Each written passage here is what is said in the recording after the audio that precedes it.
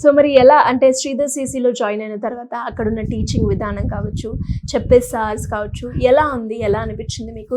ఎంతవరకు మీకు Sridhar CC add on అయింది మీ జాబ్ కొట్టడానికి? ఆ రోజు వాళ్ళు నేర్పిన షార్ట్ కట్స్ కానివ్వండి, వాళ్ళ వే ఆఫ్ థింకింగ్, వాళ్ళు చెప్పిన విధానం గురించి కానివ్వండి, ఆ రోజు వాళ్ళు చెప్పిందే ఈ రోజుకి నేను ఫాలో అవుతున్నాను. సో ఇన్ని ఇయర్స్ నేను ఫాలో అవుతున్నానంటే వాళ్ళు నాకు ఎంతగా చెప్పారనేది మీరు అర్థం చేసుకోవచ్చు. సో శ్రీధర్ సార్ అయితే సెకండ్స్లో కట్ ఆఫ్స్ ఎలా చేయాలో, సెకండ్స్లో ఆన్సర్స్ ఎలా చెప్పాలో చెప్పేవాళ్ళు. శ్రీధర్ సార్ వస్తున్నారంటే చాలు మాకు భయం వేసేది ముందు, దీనికి ఇలా కూడా లాజిక్ చెప్పొచ్చా, ఇలా కూడా ఒక మ్యాథ్స్ ప్రాబ్లమ్ సాల్వ్ చేయొచ్చా అని చెప్పేవాళ్ళు. విసు సార్ అని ఉన్నారు, ఇంగ్లీష్ చెప్పేవాళ్ళు మా అప్పుడు. సార్ కూడా బాగా చెప్పేవాళ్ళు. సుప్రభాతం అని చెప్పి ఇంగ్లీష్లో కొంచెం, నేను ఇంగ్లీష్ చాలా డల్ మ్యాన్, నేను ఫస్ట్ నుంచి తెలుగు మీడియంలో చదువుకున్నాను.